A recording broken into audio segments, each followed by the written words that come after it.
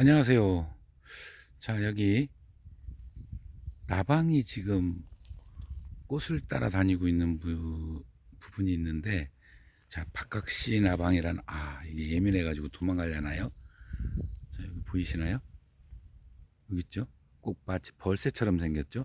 나방이 저렇게 빠른 동작으로, 와, 어이구, 제기를 겁주는데요.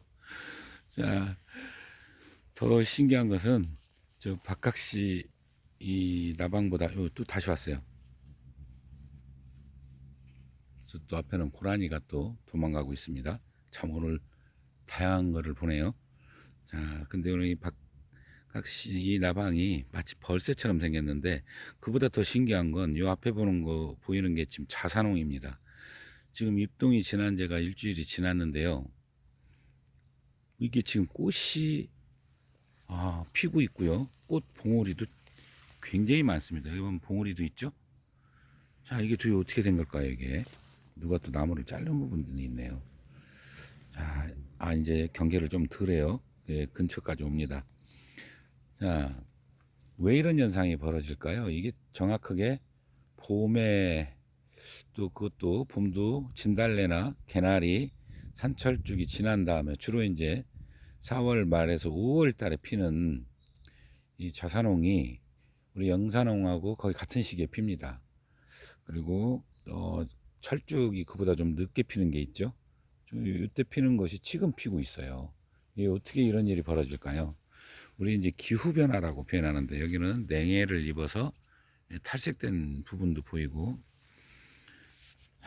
참 희한한 일이기는 한데, 이거를 기후 변화에 의해서 따뜻하고, 또 제가도 이제 말씀을 드렸었지만 라니냐가 있는 해에 이런 것들을 보인다.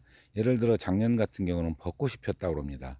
올해도 핀 곳이 있었다고 그래요. 저희 보령 지역에 작년에 벚꽃이 피었었습니다. 뭐 그거는 굉장했던 거죠. 깜짝 놀랐죠. 그만큼 더 추웠었다가 풀렸다는 얘기인데, 올해는 그보다 좀 덜 추웠다 풀렸나 봐요. 그래서 어, 개나리, 그리고 산에 가면 진달래, 뭐 이런 것들이 피었고요. 사과나무도 꽃이 핍니다. 어, 물론 이제 나중에 다 수그러지겠지만, 근데 제가 이 자산홍이 꽃 피는 건 처음 봐요. 작년하고 올해하고 그 차이가 굉장히 많은 것 같습니다. 그래서 자, 이거를 우리가 이제 어떻게 봐야 되는지, 보통 이제 꽃이 피는 순서를 먼저 보면은, 자, 가을에 피는 게 있고 봄에 피는 게 있죠. 그래서 우리는 그거를 뭐 이제 장일식물, 단일식물 이렇게 얘기를 합니다. 그다음에 그거에 관계없이, 그러니까 밤의 길이가 길어지면은 피는 식물이 우리 단일식물 뭐가 있죠? 국화나 코스모스가 있고, 장일식물 하면은 개나리, 진달래를 얘기하죠. 예, 낮의 길이가 길어지면서 이제 피는 그런 거. 그리고 그거 관계없이 피는 게 또 있어요. 보통 이제 그거는 뭐냐면 장미나 뭐 채송화 이런 것들이 예, 그 영향을 받지 않아서 우리가 중성식물이라고 이렇게 표현을 합니다. 자, 이 기후 변화를 좀 말씀을 드릴까 해요. 기후 변화라고 하면은 우리가 이제 뭐 여러 가지 공해 물질이나 탄소 배출, 그래서 이제 국제적으로 그 선진국들은 그걸 지키지 않으면은 뭐를 부과하고 뭐 이런 얘기들이 있습니다. 그래서 우리나라도 그거를 지키려고 노력을 많이 하고 있죠. 그러다 보니까 그 주로 이제 이산화탄소를 많이 내뿜는 발전소, 그 화석연료를 떼는 거를 좀 줄이고 친환경적으로 바꾸고 뭐 이런 얘기를 하고 있습니다. 자, 그것도 어느 정도 영향이 있을 거라는 생각이 들고요. 제가 왜 이런 말씀을 드리냐면, 우리 그 지질학자들 이야기를 또 한번 주목해 볼 필요성이 있어요. 그분들 이야기는 이게 어느 정도 주기, 예를 들어 1000년 또는 2000년, 뭐 만년 뭐 이런 주기가 있다고 합니다. 그러니까 얼음을 통해서, 이제 극지방에 얼음이 있죠. 그 얼음을 천공을 해가지고 그거를 살펴보니까 일정한 주기에 따라서 온도 변화가 있었다. 지구는 그런 사이클을 가지고 있다. 이렇게 또 표현하시는 분들이 있거든요. 그러면 어, 우리가 자연현상일 수도 있는 거고요. 또 한 가지는 실제로 우리가 탄소 때문에 기후변화, 즉 우리가 공해물질을 많이 내뿜으면서 우리 그 온난화 현상이라 그러죠. 이거에 의해서 그렇게 벌어질 수도 있다는 겁니다. 둘 다 이게 뭐 A가 맞고 B가 맞고 이런 거 이런 차원은 아닌 것 같아요. 두 가지 다 포함이 되지 않을까 이런 생각도 해봅니다. 자, 우리는 우리 동물이나 사람은 이 뭐 온도 어지간한 변화 갖고는 잘 적응을 합니다. 문제는 식물이죠. 식물들은 쉽게 얘기하면 이제 꽃이 피는 이유는 좀 전에 말씀드렸듯이 장일식물이든 단일식물이든 얘네들은 그 유전 물질이 있어요. 호르몬이라고 표현하는데 우리가 이제 호르몬은 그 프로리겐이라는 그 꽃을 피게 하는 그런 이제 호르몬이 있어요.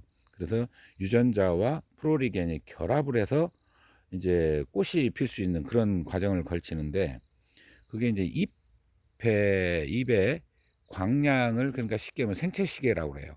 그런 거에 의해서 이제 꽃이 개화하고 할 수 있는 건데 그러면은 이제 그런 환경으로 적응을 얘들이 진화를 해왔기 때문에 그거에 맞춰서 핀다는 거죠.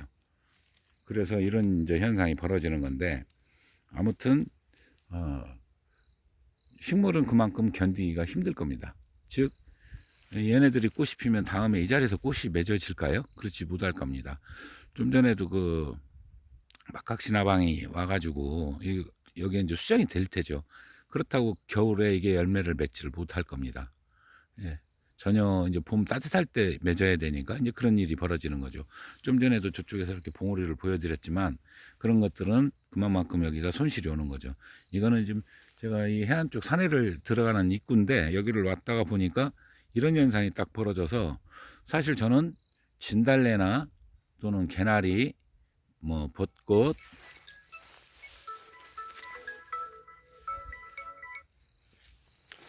전화가 와가지고 이제 그런 것들이 있어서 이제 제가 그런 것들을 봤죠. 봤는데 이게 5월에 피는 이 자산홍을 제가 처음 보는 거예요.